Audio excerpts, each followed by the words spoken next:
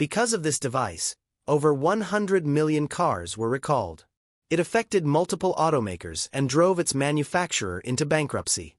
But why did these airbags explode? For years, airbags were synonymous with safety. An invention designed to save lives, a symbol of trust inside the modern automobile.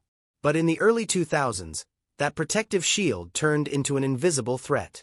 The protagonist of this story is Takata Corporation, a Japanese company that for decades was a world leader in automotive safety systems.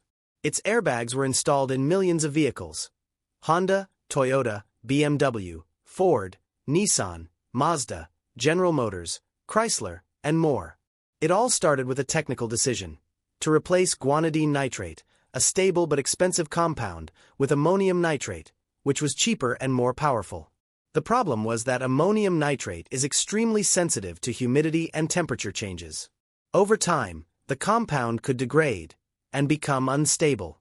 When the car's sensor triggered the airbag, the metal inflator that housed the compound could explode with excessive force, shattering like a grenade. The result was devastating. Fragments from the inflator were propelled toward the car's occupants. At first, automakers denied it. They spoke of isolated cases, of rare defects. But soon, reports multiplied across the United States, Latin America, and Asia. Dozens of deaths, hundreds of injuries. Many drivers didn't even know they had a defective airbag. In 2014, the truth came out.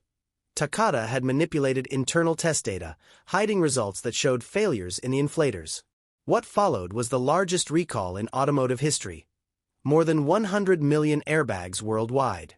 The company filed for bankruptcy in 2017. Automakers spent billions trying to replace the defective systems.